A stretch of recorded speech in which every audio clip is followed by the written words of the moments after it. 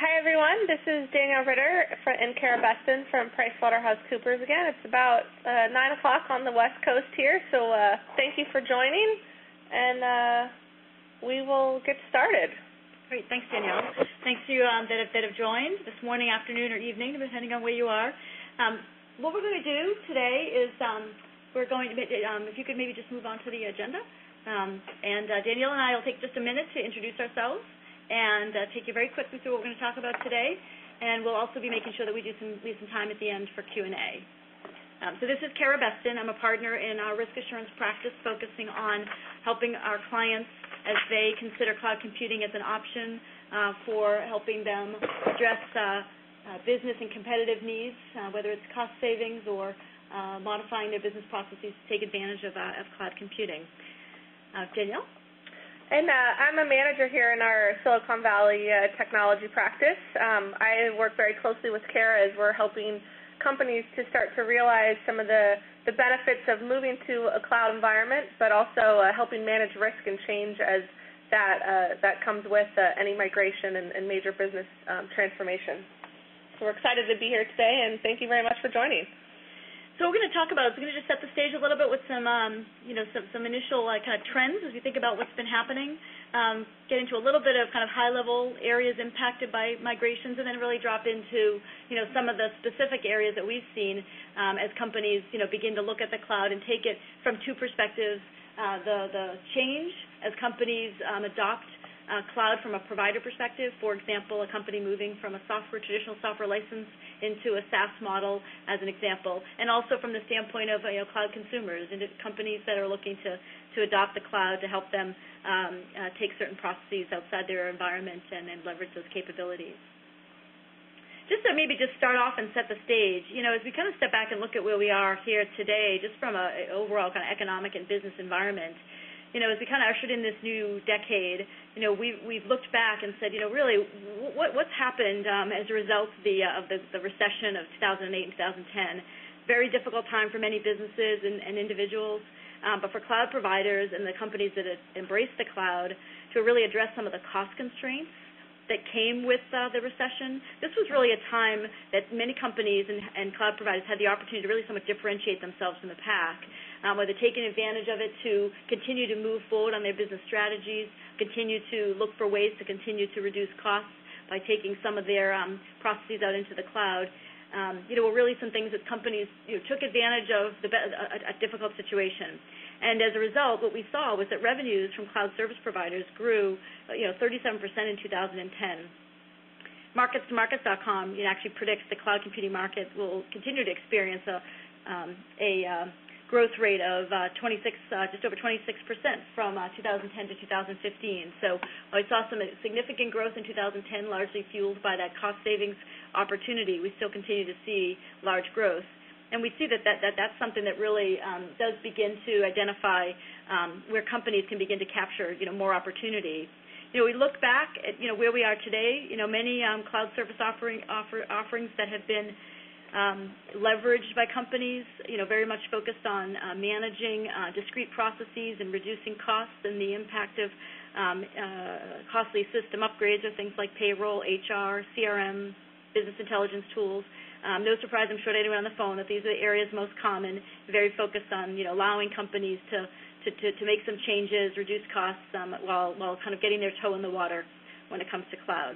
But also, very importantly, this period really kind of laid the foundation that companies really have started to begin to wake up and recognize that there's actually more to the cloud than virtualizing your data center or simplifying your HR processes and the costs associated with that. As companies really sit here today and contemplate the growth and their growth strategy in a recovering economy, I think they realize that the environment is not quite business friendly yet. There's still need for them to be creative and innovative in how they're going to be able to capture market share, innovate, and grow. And some of the factors here that we're sharing with you that we see is the capital markets. Simply, not really attractive from the standpoint of, available capital to invest. Still, balance sheets are, carefully monitored. Corporate debt's still high overall. And the ability and the challenges to actually go and get that capital investment are still some strong headwinds in that area. Certainly operating margins, still being very carefully monitored, and they really, are driving, that careful monitoring is driving, some of the short-term investment decisions to keep those operating margins at a healthy rate, with a slightly increasing, revenue base as the economy slowly recovers. Other things that we see is, how do companies, really, go and take market share, and do that in this kind of economy. They need to have some more agility. They haven't been able to make, significant investments, and they need to be able to make some changes and demonstrate some agility and find out ways to do that without impacting the bottom line significantly. They see that, consumer technology and the demands and the trends of the consumer technology beginning to impact business technology. You see that as simple as, the use of social media, but even just the way that that customers and employees and other stakeholders, suppliers, look to want to interact with companies today. Very much seeing this blurring of the lines between how people use technology personally and what they expect when they're dealing with their company or their, suppliers or providers. They also see that the complexity of technology has increased substantially. The cloud is an outstanding solution if you get there, but it's very complex. And some of the opportunities for companies as they look at making technology investments, there's been a fairly sizable rate of increase in complexity that's happened also over the last 5 to 7 years. And then on top of it, as you look at the whole internet age and coming out of that age, and the use of technology, data has exploded. So companies are, sitting here looking at, balance sheets and operating margins that they can't support really significant investments, the need to be agile and facing some complexities that are really causing them to step back and really have to think about, how are they going to position themselves to really be able to take advantage of opportunities to grow, remain competitive, and really outpace their competition, given the somewhat lower level of investment dollars than they might like to have in this current economy. So if you think about, that as a backdrop of kind of what's happening, what we also see is that there is a momentum, for moving companies fairly significantly in terms of business model change. We see this as something that is happening in some targeted industries, but growing, over time here. That we see, an actual kind of industry and certain companies within industries that really, are looking at the transformation of the business to really allow them to take advantage of opportunities. We see that this opportunity for cloud is becoming an agenda item for CEOs because of the potential for business transformation, the ability to change the way the companies interact with their customers, suppliers, employees, through the use and the agility, ease of use and agility of a cloud. It's very compelling opportunities as CEOs look at how they're going to drive growth and innovation. And what we found is that as companies, step back and said, okay, we're going to begin to, embark on, cloud strategy, whether that's, private cloud, public cloud, or some hybrid, they've come to realize that, there is much more to the cloud than the technology itself.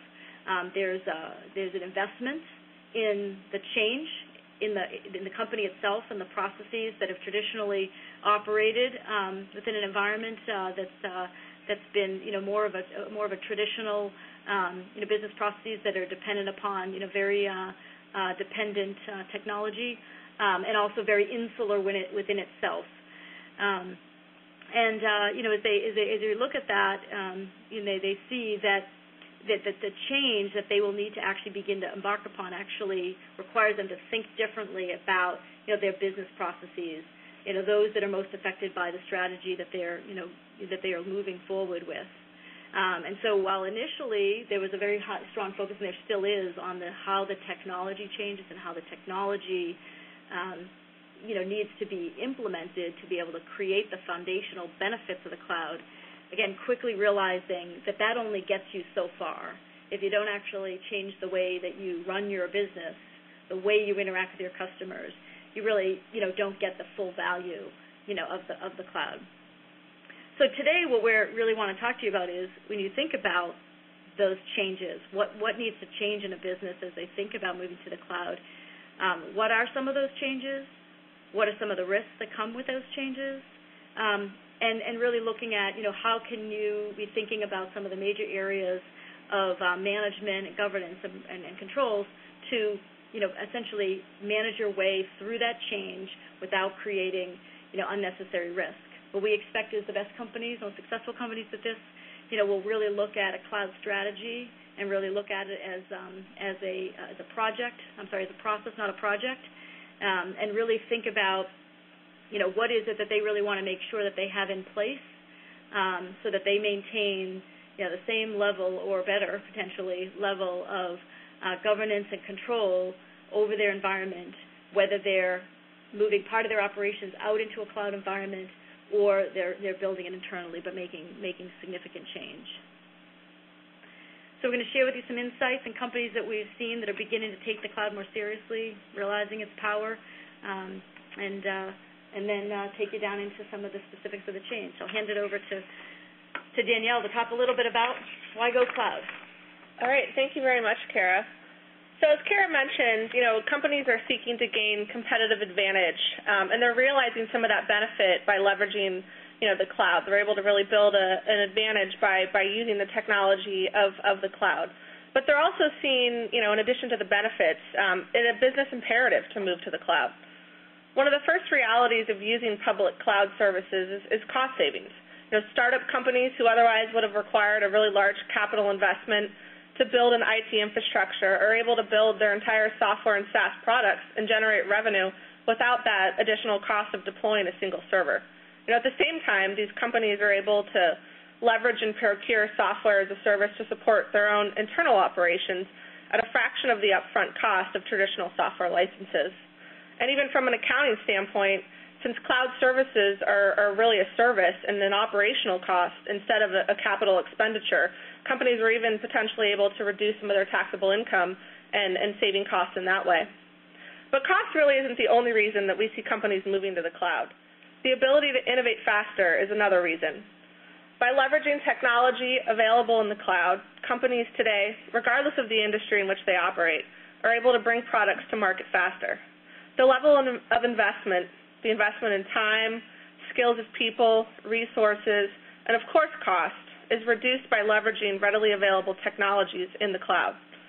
Companies are now able to develop and pilot an idea, evaluate the market, and validate proof of concepts with customer interaction, and get the product out to the customer without needing to establish an environment in-house to build their product.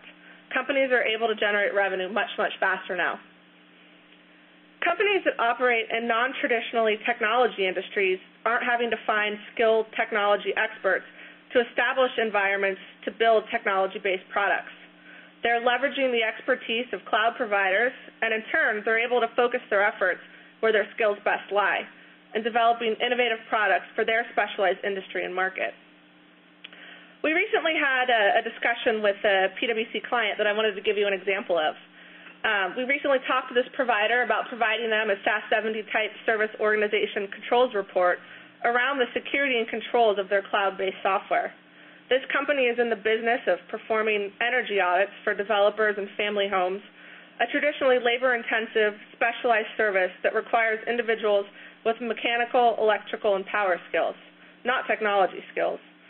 To help streamline their manual review processing time, this company developed a software product that individuals in the field can use to capture energy usage details and from a wireless device load these details real-time to a tool that allows the individual in the field to conclude on the results of their review right at the review site. The people who developed this product are specialists in the steps and data necessary to perform energy audits, not technology needed to support mobile and web-based data analysis. By leveraging the services offered by cloud providers, this company was able to focus their energy and resources on the industry-specific attributes necessary to perform an energy-efficiently review, instead of exhausting time, securing technology experts, and deploying the environment in which their product resides. This all led to a faster and cheaper time to market for their innovation. Now, we won't ignore the fact that with the creation of their mobile and web-based products, new risks arose, risks that were not realized before in their offline energy review process.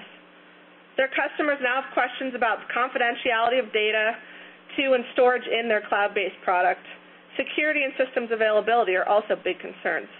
We'll address some of those risks and our perspective on how we manage those risks in a few minutes.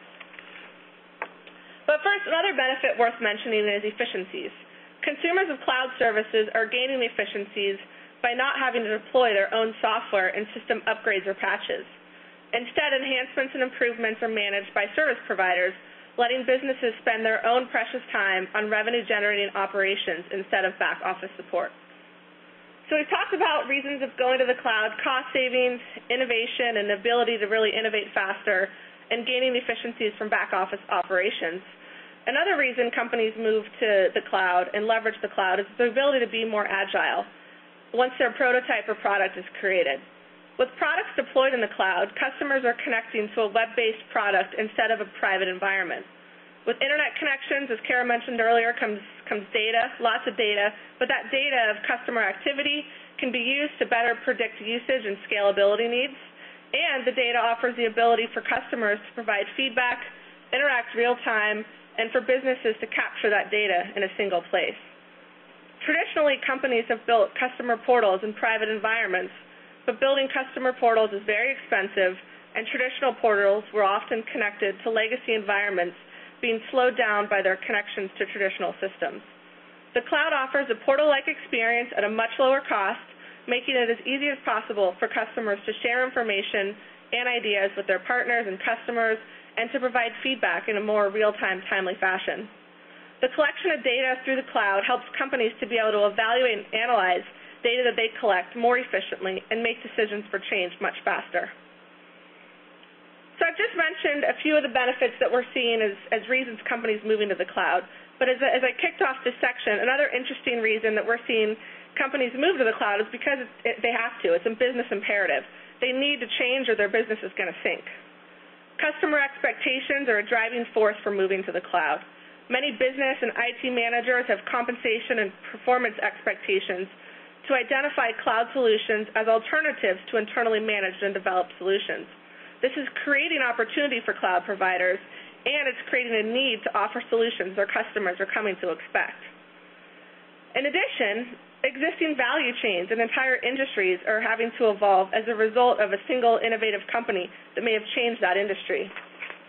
I think that's great. I think it's a fantastic introduction to really set the stage of what we see, and I think some of our audience may be very familiar with some of these concepts, some coming newer to the cloud and looking for some information. I think that really helps set the stage. To take it one level lower, some of the changes as it relates to real innovation that Danielle was just referring to take just another minute to just really take this down one level and give you an example of a company who's really done some game-changing activities using cloud technologies.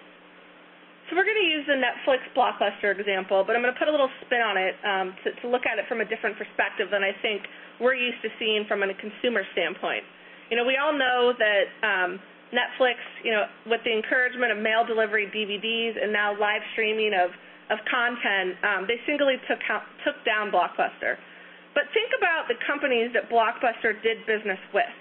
These traditional business partners at Blockbuster, if also now partnering with Netflix, they're now users of a cloud business model, and their business expectations have changed. For example, suppliers to Blockbuster were once concerned about shelf space in the stores, in-store and traditional advertising promotions to increase rentals of their movies and games, and even charges that the stores were charging for late returns that may have caused customers to go to another video rental store because of their frustrations. But with Netflix, a lot of those brick-and-mortar concerns sort of disappeared. Now the suppliers at Netflix are concerned about protecting their IP, ensuring that there is accurate reporting of downloads and shipments of CDs for royalty payments, shared use of accounts and passwords to pirate access to movies and shows, and the overall consumer security of the customers that are using Netflix to watch videos and stream content. I think that's a great example. And what it shows is that it's more than technology. It's about the need to innovate and transform to optimize your business, to change the interactions and the changing expectations of the customers. And so I think as we start to think about that change and that kind of change, hopefully you've got a sense of what it is that companies that are really trying to make take meaningful advantage of the cloud, really have in front of them if they really want to be the game changer. And if they don't want that dramatic change, they still can benefit from really understanding what the rate of change is and how they can begin to manage it. I think it's clear there's tremendous opportunities to be gained from the cloud. As Danielle talked about, companies are taking advantage of it, whether it's a game changer or it's a startup company, or it's a company that's got an established environment, a traditional business model, and now really needs to look at how can they begin to move their traditional business model into one that can take advantage of the scalability, agility, flexibility, of the cloud, to really be able to, bring their cost base down and bring their ability to continue to change in the future, like their competitors will be doing. So certainly some compelling advantages, but moving to the cloud, is a change, both initially, actually getting to the cloud, and then even a change once you've moved processes or moved the company into a cloud environment. And like any successful change, moving to the cloud requires planning, preparation, and proper management and oversight to ensure you really get what you expected.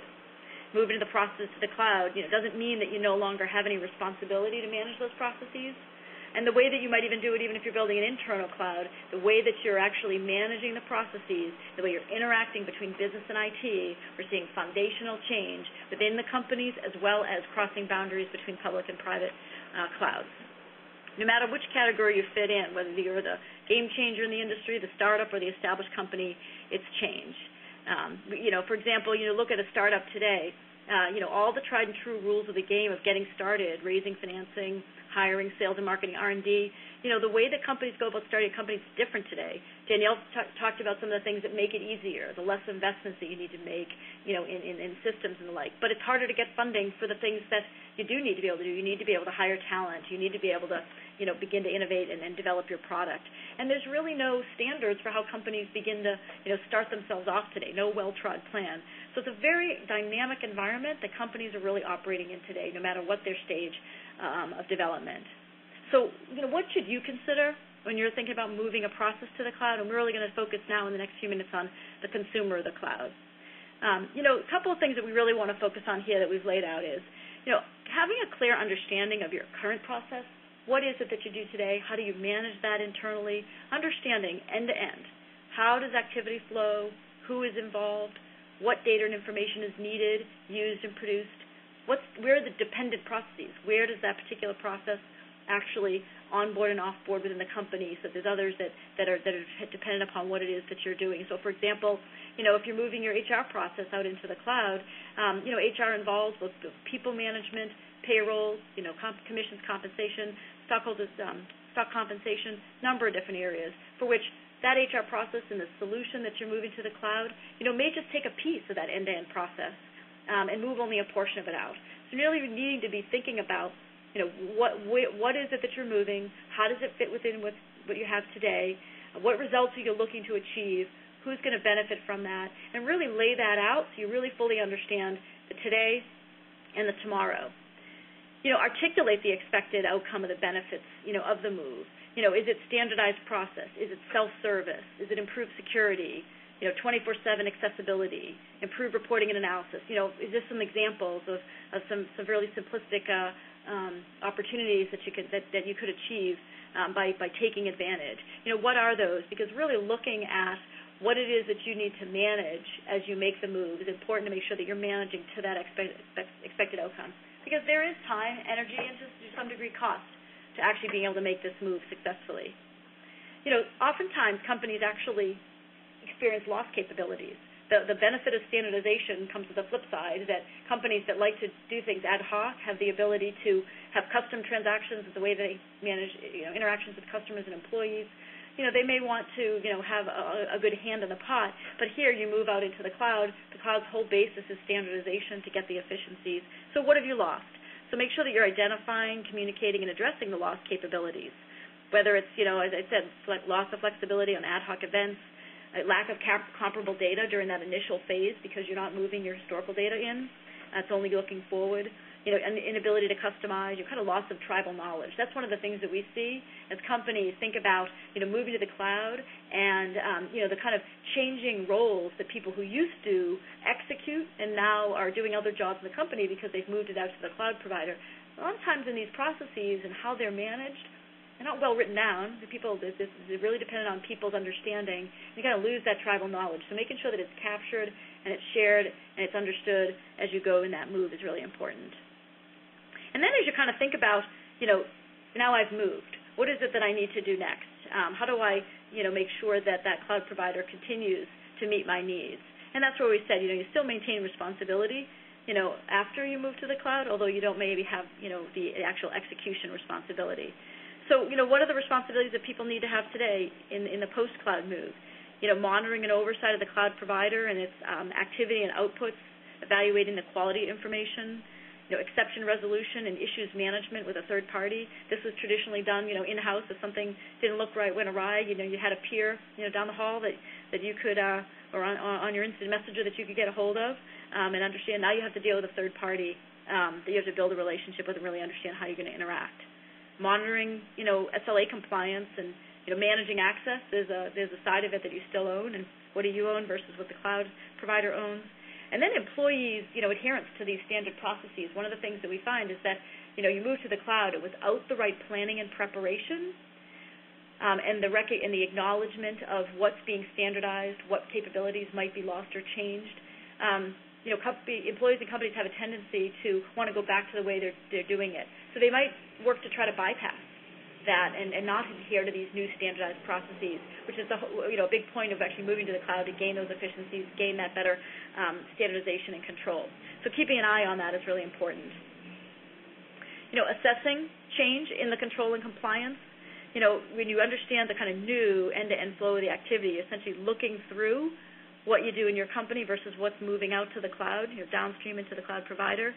Where is there a risk of error, loss of data, inappropriate transactions that could occur? Do you really understand how that's being managed both within the company and at the cloud provider? And are you assessing how the cloud provider is really helping you providing the controls and providing the right processes that will get you comfortable that while you've moved the execution of the activity out there, you haven't lost control? And then adapting the capabilities of the personnel. So some of these, new capabilities that are less about, transactional execution, require people to be a little bit more insightful, more skeptical, have better communication skills, understanding what the cloud provider responsibilities are, and actually have, more technology skills than they might have had before. There's new roles that are popping up in companies, cloud administrators that, whether you be on the IT or even the business side, really understanding how you interact with that cloud provider. It's a new role that's kind of popping up in companies. So taking that look and really thinking about how do I manage that? How do I make sure that I have a good look at the change that's happening, and then I'm actually developing a process to really look at the transition and then the post-change, the post-transition processes. And I think when we look at this from if I step back and just think about the risks, by setting this stage as part of the decision to go and the transition, the company really begins to be able to reduce fairly sizably that risk of change. What could happen in this situation? We talked about a few things. People stop doing things that they used to do because they don't understand the interaction between what the company is responsible for, what the cloud provider is responsible for. They're not making sure that the information that they're getting from the cloud provider, is really complete and accurate and appropriate.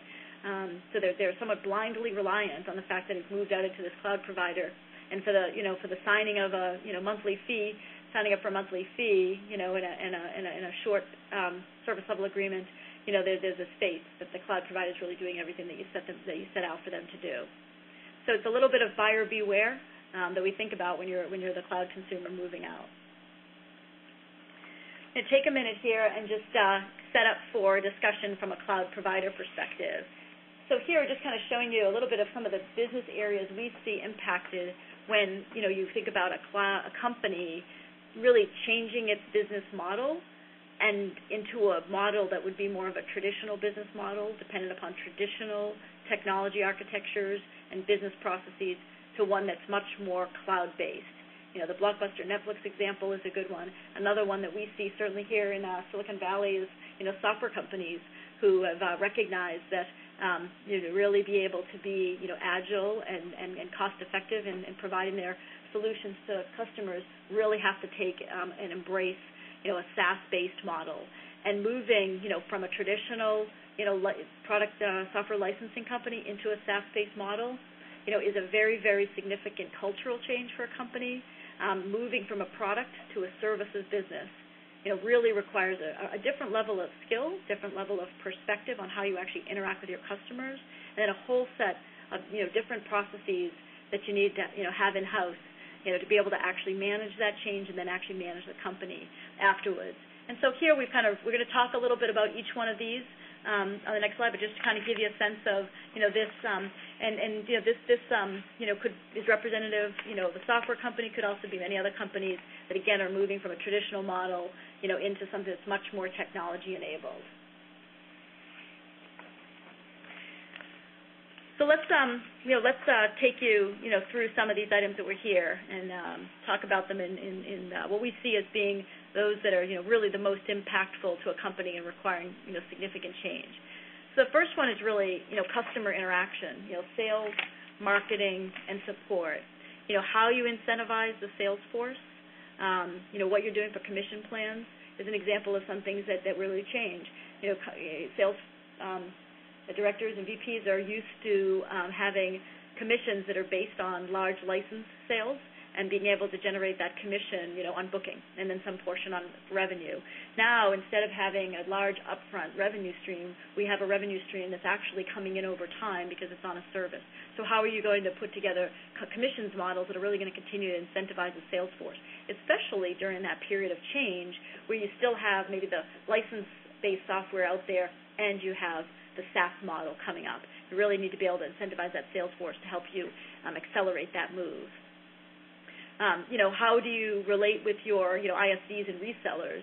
Your traditional software license-based resellers, are they equipped to be able to themselves be incentivized, handle the systems and the processes that they need to have in place to be able to help you get your, more SaaS-based model out into customers' hands? And the other thing we see is, just from the whole interaction with customers and support, very much a follow-the-sun support model, with a higher degree of that than even we see today for most global companies. The use of social media, blogs, chatter, and other sorts of technologies that really create this, constant interaction between the customer and the cloud-based service provider. The next area we see change is distribution and delivery. No longer sending out a key or making a license available from download on a website. Now it's actually provisioning the license as a service. And really what this requires is, first of all, the infrastructure in-house to be able to actually handle the volume of access by customers onto your systems to be able to gain access to that environment and provision that service. Very significant change in the environment to simply move from the ability to simply put a license out on a website versus actually managing that functionality and running of that service, on your in-house systems.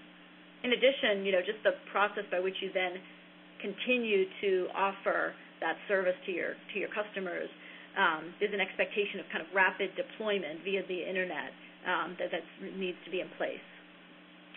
Pricing will change, moving from license-based to subscription or usage-based.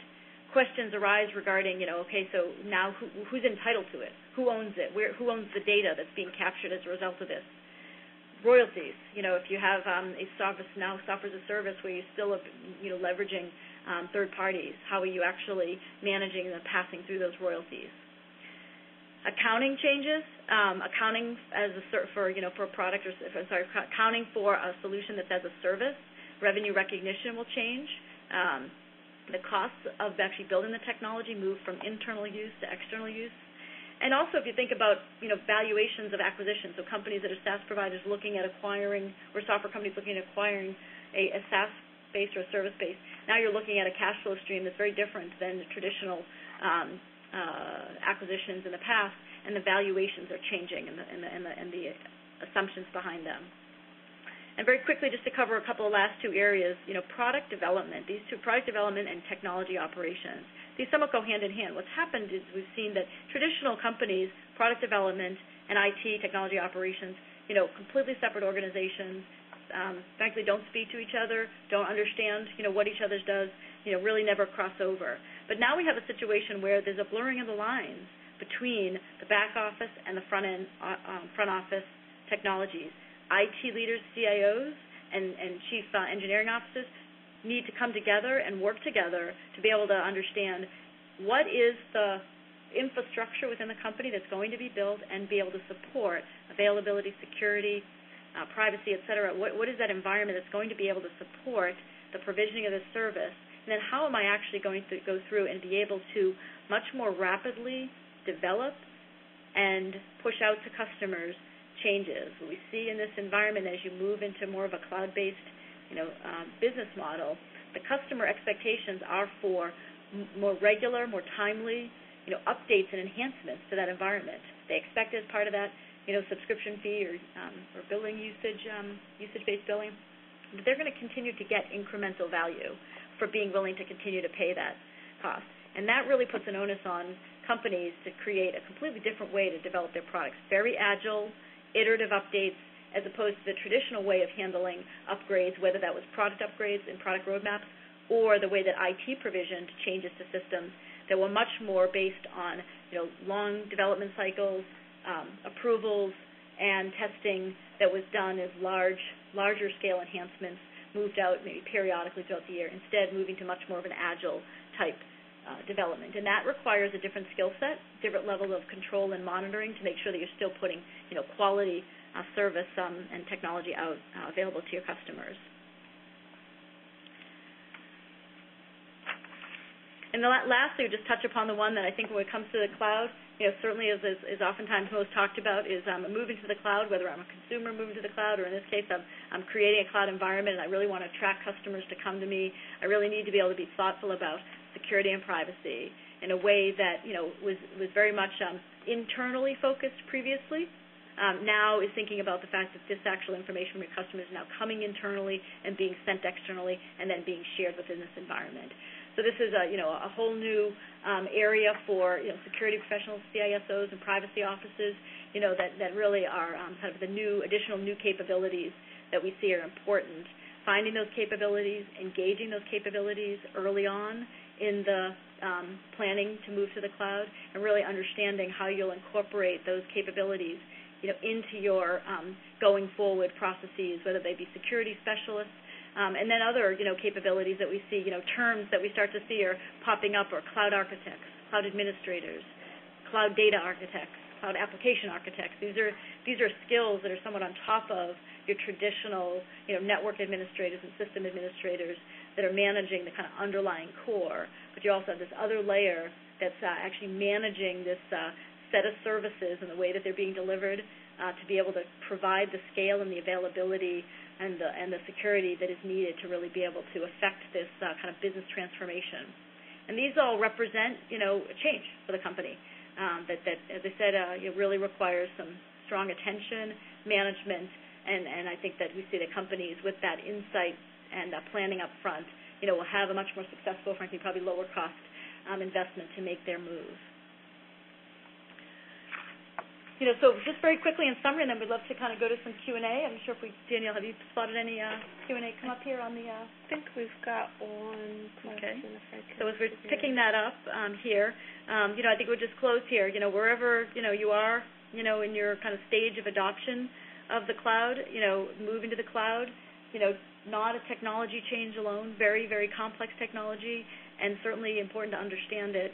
But really looking at it from the context of how is your business changing as a result of the move to the cloud, and how can you get in front of that change to be successful.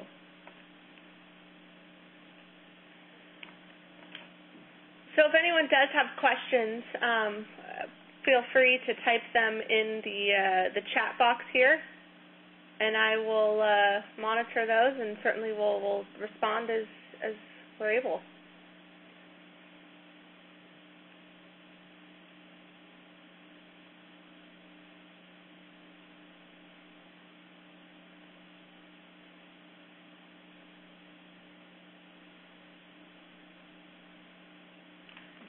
So we've got a question on how do you manage the change in dollars?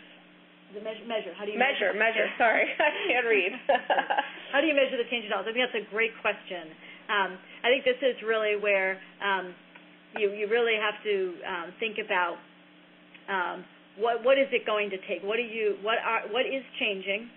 What is the level of effort to affect that change? And really look at this in terms of during the change process. It is somewhat like a project. It is something in which you think about. I might, depending upon where you fit. Do I need to make some technology investments if I'm going to bring some of this in-house? Do I need to bring in change in skills? Do I need to just dedicate some individuals who are today kind of running the business and borrow them to be able to kind of help the company manage through this change? So similar to any other project, for example, implementation of ERP system. There's a certain estimated cost associated with that. And similarly, you'd look at that. I think the flip side of it being is that once you move, evaluating what that cost is, to move and to manage, that's really where I think you look at the offsetting costs. What are the cost savings that I get from having moved out? So I have infrastructure costs, I have depreciation, I have people, power, efficiency, et cetera. How much of that cost is being reduced? What's my ongoing operating costs that I'm going to have to pay to my cloud provider? How do those offset each other? And then to the extent that I'm retooling or changing individuals' responsibilities, is there a period of time that I have to invest in some training, skills development of those individuals in order to be able to make sure that I have a different oversight responsibility? So I really think that project-based very much on the change, and then in the post-change period, really more of a managing and estimating cost savings versus that operating margin cost.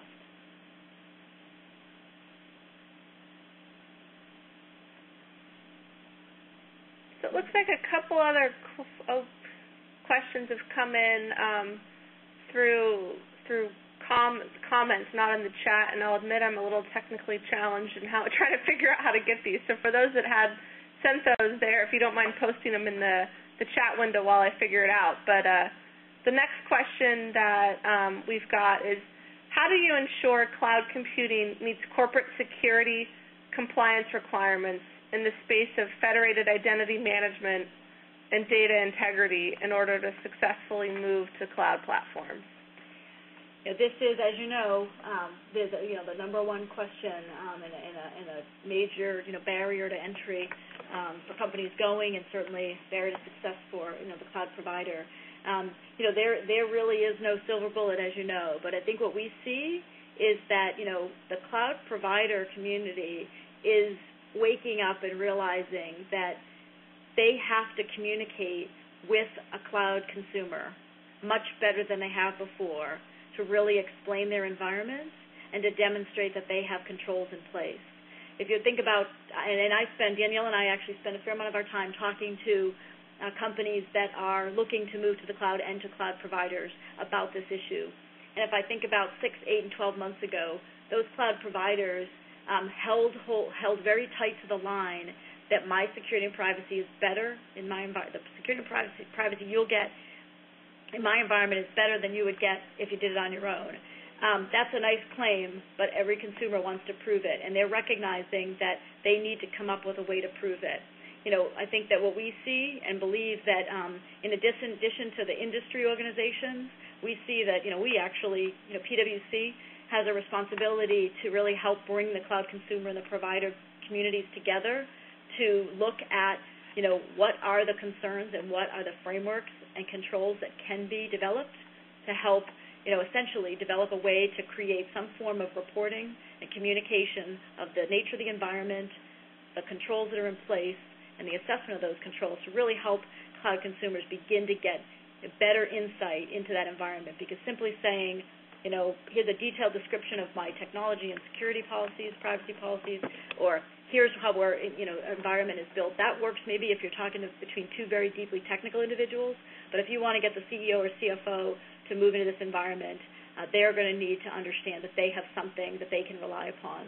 And we see that as being something that's a very big move and shift that needs to happen here, over the next, certainly we hope and believe, certainly in the next this calendar year, beginning to really make significant traction and taking cloud providers, to really step up and really understand how they can begin to be more thoughtful about exposing meaningfully in understandable terms how they manage security and privacy.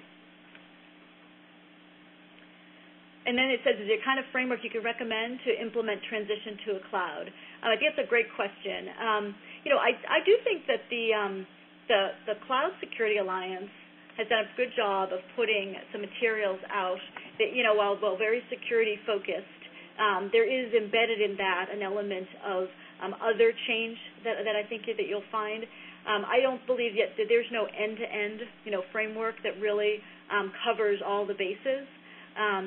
Yet that I've seen, and again, Danielle and I have spent a fair amount of time, really, looking at where, some of the industry organizations are moving.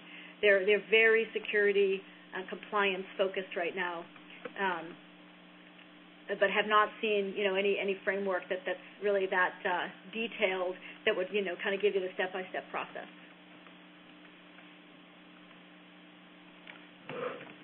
So just looking at the time, we've got a couple more questions.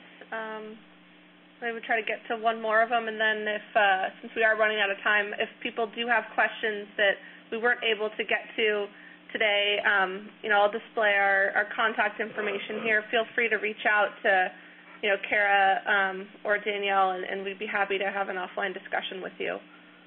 So one of the other questions is, how do you ensure the stability of the process, after the move? Again, I think that's a great question, and this is really where understanding what moved, what changed in the move, and establishing essentially you're somewhat of a new set of governance and controls, where you historically might have had a set of processes and a set of controls end-to-end in a process that you managed, validated yourself.